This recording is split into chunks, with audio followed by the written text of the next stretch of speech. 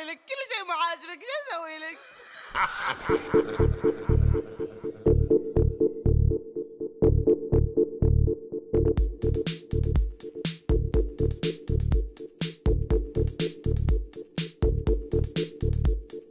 دنيا تدور وناس تدور وانا ابيها بس ابيها شفت اطباع حبيت اشكال ماني مخليها افكر فيها بس ابيها ماني مخليها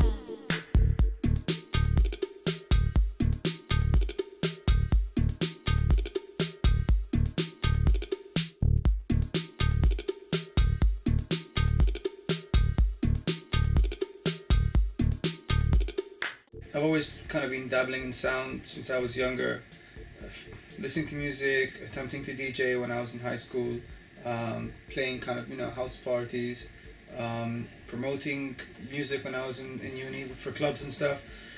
Eventually going back into DJing with vinyl, take it more seriously. And what happened is that there was a lot of sounds and stuff that I was hearing in my head that I never found sort of comparable recordings for.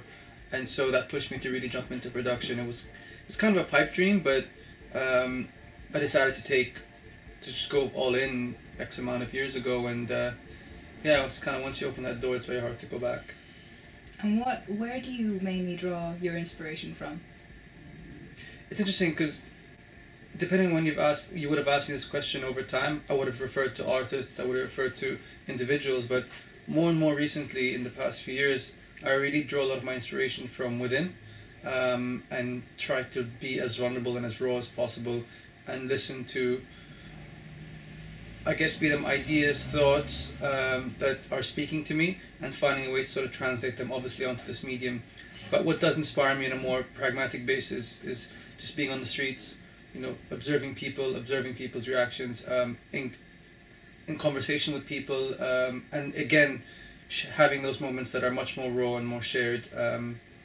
They somehow filter or find their way into sort of the sound and direction I'm trying to craft.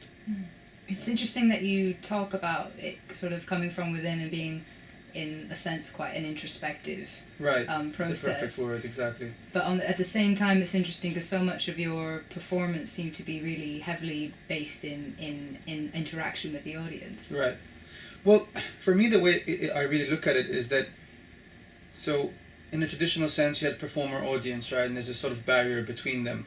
And through my mind, I feel like if you have a shared experience with an audience, it'll only heighten that experience between performer and audience. So how can I potentially democratize that process, decentralize it or whatever, to the point where I'm not the only one that's being vulnerable on stage, but everyone in the audience is being vulnerable as well, so it becomes participatory.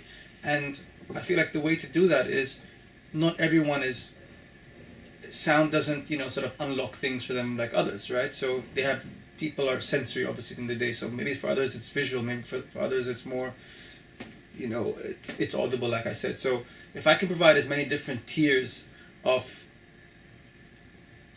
access for them, for lack of any better word, like, being able to play with light, being able to look at visuals, being able to experience dance, just different types of mediums that all kind of tie together, and for me they're layered, but they're presented very simply. Maybe that will allow a person to allow themselves to be open and vulnerable within the space.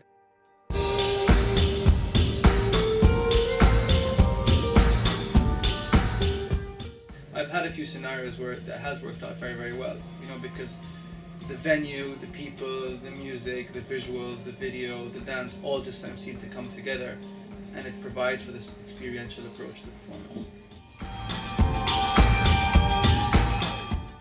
I got asked this question very recently. If you want one thing out of your performance for an audience, what would it be? And I would always say, I hope for them to feel something. I hope for them not to be entertained. Like, I don't want to be an entertainer. I'd much rather be an emotionalist. I don't know what the word is. Communicator. Yeah, someone that basically you unlock something. That's, again, that sounds kind of airy-fairy, but I really believe very strongly in it, because I think when someone feels something, it has a longer lasting impression than when you're entertained. Entertained is more circumstantial, it's more for a given period of time. But if you make someone feel something, it can resonate, and it can sit with them. And it comes from, obviously a lot of time spent, outside of music. I'm still quite involved in sort of social impact work back home in Kuwait. So we do a lot of work with, in areas like, human rights, domestic worker rights, animal welfare, racism, classism, etc., etc. You can't help but when you're involved with sort of bettering organizations to do this type of work that they're doing, that it influences you as an individual, right? Because again, you get a very grassroots sense as to what's important to people.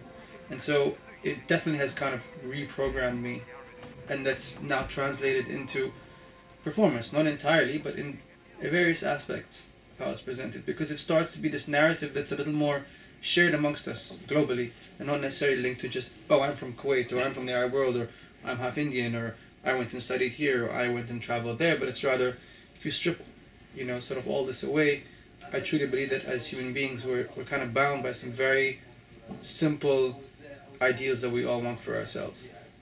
How does that tie in with your core values? How does that tie in with your core services?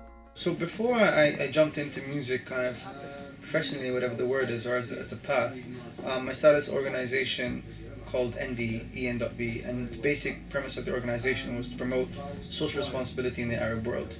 How did we do that? We experimented with a lot of different paths. It was, again, kind of this very open breathing organism, and after about X amount of years, we figured out, okay, our role is to kind of take a step back and help develop the civic sector, right, or what they call the third sector, by identifying organizations or youth groups or individuals who maybe are not given the right time of day, lack funding, and lack organizational skill sets, that are focusing on many different fields, and develop their capabilities.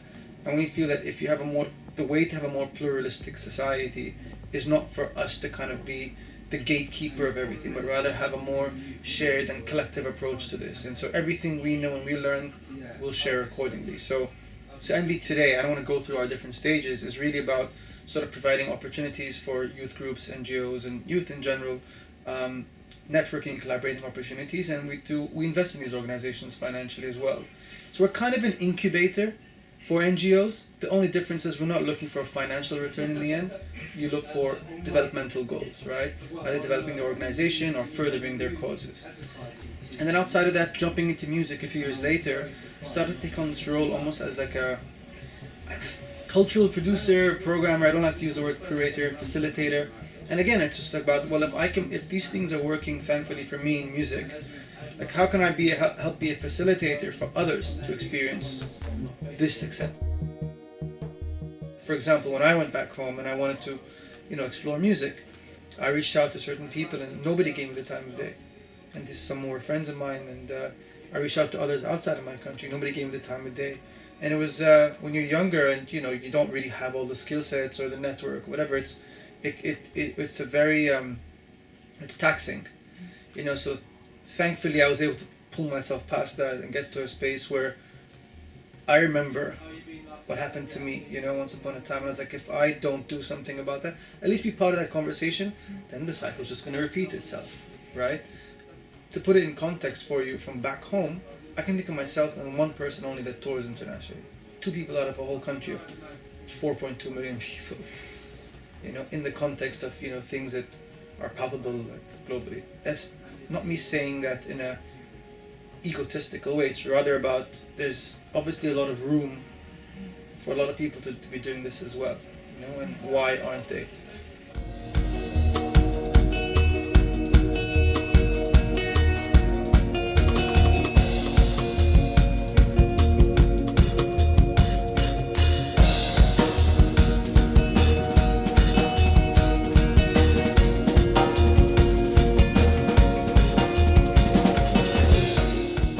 I kind of wanted to start this year off by developing 2 new live works that I would truly develop properly and I would tour with. One is very plug and play, called Resonance, which I did its most basic version of at the Barbican last year. Another one is called Hiwar, which is Arabic for dialogue, where I explore pearl diving music and the roots of pearl diving music. It's a very kind of open revolving project as well, which allows me to reappropriate those songs, that music, that the authenticity of it, but represent it using sort of all kinds of new media. What is pearl diving music?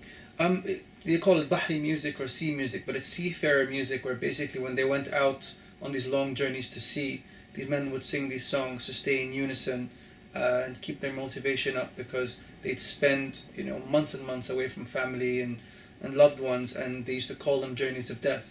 And this is goes all the way back to the 1800s in our region, pre-oil obviously, and so the core of the music is really interesting, because there's so many themes of, like I said, belongingness, sort of separation, and thematically they're very interesting as well, because they're very raw and they're very real and they're very melancholic and they're very dark, which speaks to me. Whereas today's music from the Arab world is all about in love, out of love, loss of love, or false sense of patriotism for your country. So I shouldn't say a lot, but whatever, it's true.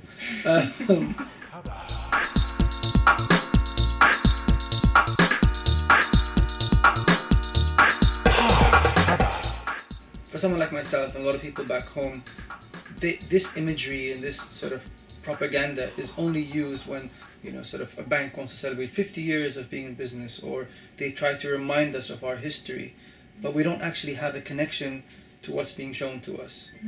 None of it is prevalent in anything to do with our society today, or the way that we live our lives within our societies today. And so I thought, well, how can I take the root of what it is and sort of, again, reappropriate it, recontextualize it, so that there can be this linkage for us. So it does speak to me when you show me this imagery.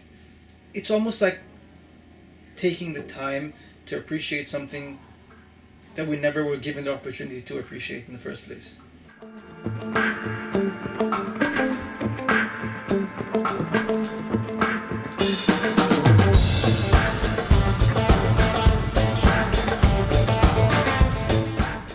To be completely frank, I do come from a very consumeristic society, and the surrounding countries and cities of ours are from that, but there's also a growing collective of people that kind of want to pull back slightly and realize, well, there's a lot of depth here, there's a lot of things that we can explore, there's a lot of research that's missing, there's a lot of text that's missing, there's a lot of visual that's missing, there's a lot of audio that's missing, and archiving is a huge gap we have in the Arab world in general, if you try to do your own research. And so there's people now that are kind of trying to plug all these holes, I just look at film, sound, performance, all as just mediums, they serve a purpose, but they don't deter from what the core is. But for others, it's like, oh, you're in sound means you're in music. Oh, but you're in art, how can you be in sound? Or blah, blah, blah. But I think there's a lot of artists, a lot of creators out there that are blurring those lines, But a lot of this is about kind of whatever your path is, whatever trajectory you're on, make sure that there's others that are benefiting from it as well. It's not just a singular process. It's almost kind of lonely, to keep progressing, but it's only for yourself. I'm sure for others, again, in sort of the private sector is looked at as, oh, it's great because you're ahead of your competition, but somehow that's not enough for me.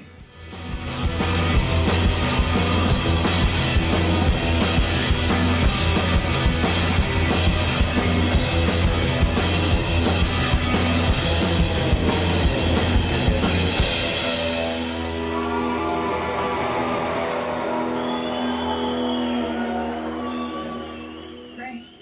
Well, Zahed Sultan, thank you very much.